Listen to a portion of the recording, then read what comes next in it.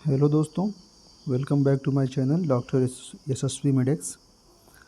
पदार्थ विज्ञान की इस सीरीज़ में आज हम पढ़ेंगे आवर्तोपदेश प्रमाण। एग्ज़ाम पॉइंट ऑफ व्यू से ये काफ़ी इम्पॉर्टेंट है।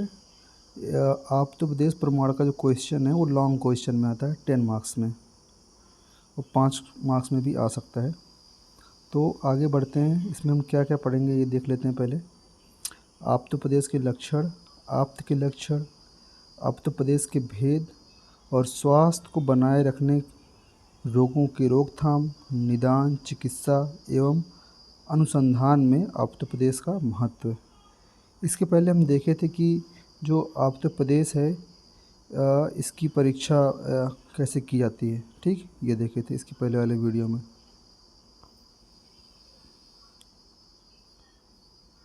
ठीक है ना। तो आगे बढ़ते हैं, हम देखते हैं आवर्तोपदेश के लक्षण ये क्या है।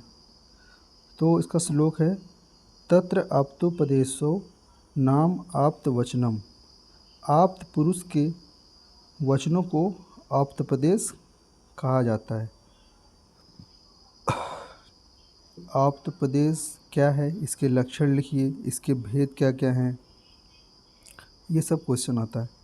तो उसमें हमको ये पहले अगर सिंपल में एक श्लोक याद करें तो ये वन लाइनर श्लोक याद होना चाहिए, नहीं तो चरक संहिता के अनुसार ये वाला श्लोक याद ही करना है। तो फिर आप्तोपदेश, प्रत्यक्ष और अनुमान, इन 3 परीक्षाओं में सर्वप्रथम आप्तोपदेश से ज्ञान होता है। उसके बाद तत्पश्चात उसके बाद प्रत्यक्ष और अनुमान से ज्ञान होता है। यदि पहले किसी वस्तु का उपदेश न किया जाए तो प्रत्यक्ष और अनुमान से किसकी परीक्षा की जाएगी, ये क्वेश्चन है। इसलिए ज्ञान संपन्न व्यक्ति के लिए आप्तोपदेश, प्रत्यक्ष और अनुमान यह 3 परीक्षाएं हैं। आगे बढ़ेंगे, आप्त के लक्षण। ठीक है ना। तो ये जो श्लोक है ये आपको याद होना चाहिए। इसमें क्या है, रजस्त मोभ्याम निर्मुक्त अस्तपतोव्य ज्ञान बलेन ये येषाम त्रिकालम मलम ज्ञान महव्याहतम सदा आप्ता शिष्टा विबुधास्ते तेषां वाक्य संशयम सत्यम वक्ष्यन्ति ते कस्म आदसत्यम नीरज अस्तमा। ठीक, इसका जो अर्थ क्या है, तप और ज्ञान के बल से जो रज और तम, तो रज तम क्या था, मानसिक दोष था, से मुक्त हों, जिनको सदा त्रिकाल अर्थात भूत भविष्य वर्तमान का ज्ञान हो, है ना, निर्बाध रूप से होता है, जिनकी ज्ञान शक्ति कभी रुकती ऐसे नहीं रुकती, ऐसे व्यक्तियों को आप्त, शिष्ट तथा विबुद्ध कहा जाता है। इन आप्त पुरुषों के वचन संदेह रहित होते हैं, अर्थात ये पुरुष जो कह देते हैं वही सत्य होता है, वे सदा सत्य बोलते हैं। रज और तम से शून्य होने पर वो असत्य बोलेंगे ही क्यों, बात तो सही है। जब उनमें कोई मानसिक दोष है नहीं, मानसिक विकार नहीं है, तो वो गलत क्यों ही बोलेंगे। तो आचार्य चक्रपाणी के मत, निर्मुक्ता मतलब निशेषता मुक्त, अम्लम मतलब शब्द यथार्थ ग्रही होने से कहा गया है। ठीक है ना। फिर क्या है, नीरज अस्थमा, इसका मतलब क्या है, नीरज अस्थमा तंप प्रत्यांत शब्द है, सर्वथा रज गुण रहित व्यक्ति में तमोगुण का भी अभाव हो जाता है। रज के अभाव में तम की प्रवृत्ति नहीं होती है। समझ में आया? कहने का मतलब अगर किसी के व्यक्ति में रज गुण नहीं है तो उसमें तम गुण का भी अभाव हो जाएगा, क्योंकि दोनों क्या है, मानसिक दोष है ना। तो आपता शिष्टा विबुद्धास्ते तेषाम वाक्यम संशयम। आपता मतलब क्या होता है, रज व तम रूप दोषों का क्षय होना आपती कहा जाता है। इन गुणों से युक्त होना अर्थात जिनमें रज और तम दोष का क्षय हो, ऐसे पुरुष को आप्त कहा गया है। समझे। तो आप्त पुरुष क्या होते हैं, यहाँ पर कहा गया है। आप्त पुरुष में क्या क्या होगा, मतलब वो त्रिकाल दर्शन कर लेंगे, वो है ना, वो झूठ नहीं बोलेंगे, हर विकार से वो दूर रहेंगे। ठीक। और शिष्टा क्या होता है, संपूर्ण जगत को कार्य अकार्य प्रवृत्ति निवृत्ति रूपी उपदेशों से शिक्षा देने वाला शिष्ट कहलाता है। विबुद्ध क्या होता है, जिसने विषय का विशेष ज्ञान प्राप्त किया उसे विबुध कहते हैं। ठीक है ना, ये है। फिर आगे बढ़ते हैं, ये थोड़ा सा और जान लीजिए आप पुरुष के बारे में। आप पुरुष वितर्क रहित अर्थात निश्चित ज्ञान वाले, उसमें कोई इफ बट नहीं रहेगा, जो कह दिए वो कह दिए। ठीक है ना। स्मरण संपन्न तथा कार्य और आकार के विभाग को जानने वाले होते हैं। वे किसी भी प्राणी के प्रति प्रीति उपताप नहीं रखते, ना तो ज़्यादा प्रेम रखते हैं और ना ही ज़्यादा ईर्ष्या रखते हैं। ठीक, उनके इन गुणों से युक्त होने से उनके वचनों को प्रमाण माना जाता है, इसीलिए वो जो कह दिए वो प्रमाण है। ठीक है ना। तर्क संज्ञा के अनुसार क्या है, आप्त वाक्यम शब्द, आप पुरुष के वाक्यों को शब्द प्रमाण कहते हैं। ठीक है ना। और न्याय वार्तिक के अनुसार आप्तोपदेश शब्द, आप पुरुष के उपदेश को शब्द प्रमाण कहते हैं। आपको याद कौन कौन सा श्लोक करना है, एक तो ये वाला तत्र आप्तोदेश नाम आप्तवचनम, दूसरा ये चरक संहिता के अनुसार वाला, बाकी ये सब तो सिंपल कहीं भी चिपका सकते हैं लिख के। फिर आगे बढ़ेंगे, आप्तोपदेश के भेद। ठीक है ना। तो इसके दो भेद हैं, एक है लौकिक आप्तोपदेश, एक है अलौकिक। तो लौकिक आप्तोपदेश क्या है, लौकिक पुरुषों के वाक्यों को लौकिक आप्तोपदेश कहते हैं। अलौकिक आप्तोपदेश क्या है, श्रुति या वेद के वाक्यों को, श्रुति मतलब जो सुने गए हों, यह वेद के वाक्यों को अलौकिक आप्तोपदेश कहते हैं।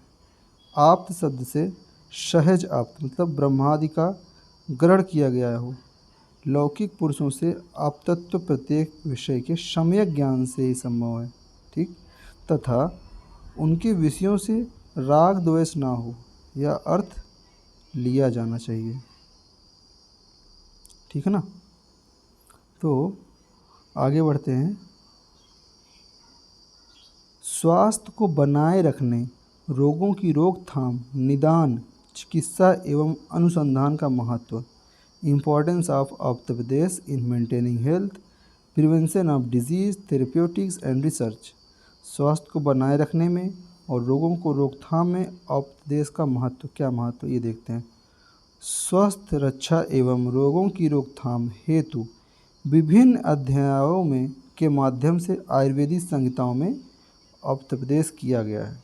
दिनचर्या, ऋतुचर्या, धाड़ी अधाड़ी वेग, तो ये दिनचर्या, ऋतुचर्या, धाड़ी अधाड़ी वेग हम पढ़ेंगे चरक संहिता में या अष्टांग हृदय में, वहाँ पर हम ये देखेंगे कि दिनचर्या क्या होता है, ऋतुचर्या क्या होता है, धाड़ी अधाड़ी वेग क्या होता है ना, ये सब आदि से संबंधित उपदेश इनमें प्रमुख हैं।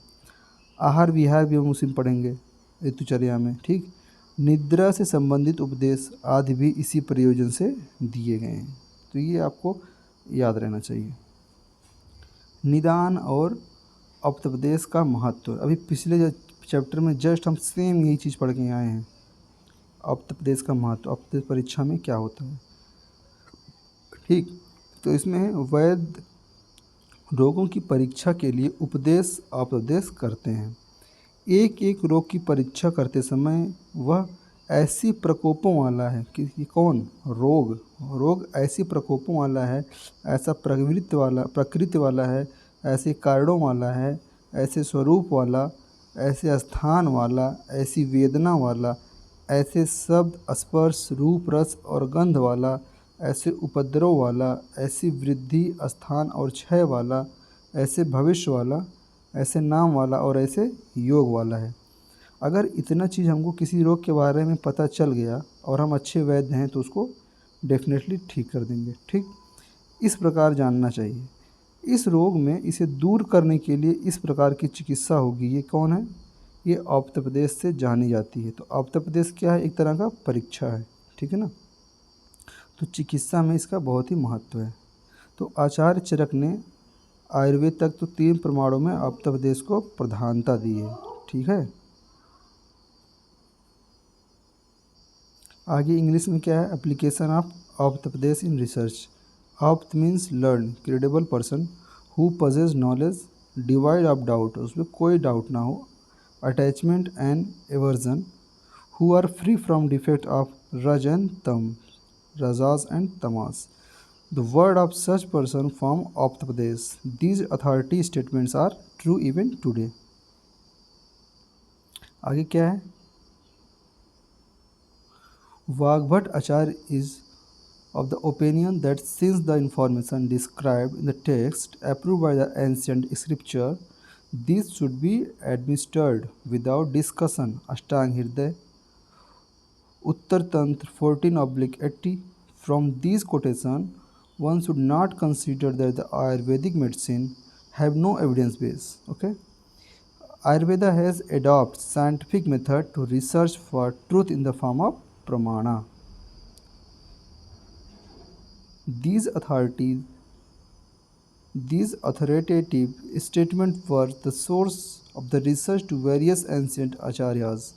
One of the statements is Medho Kai Pliharvriddhi, enlargement of spleen with the depletion of Medho Dhatu. This statement was considered as the nidus of research by Acharya Arundatta, and he tried to research for its cause and the effect or explanation.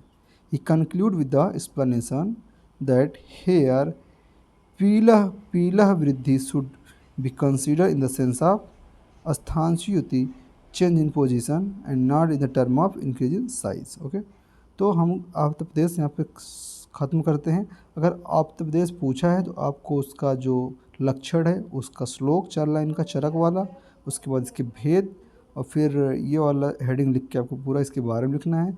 निदान और चिकित्सा पूरा लिखना है। ठीक, और video अच्छा लगा हो तो इसे लाइक शेयर सब्सक्राइब करें। Thank you.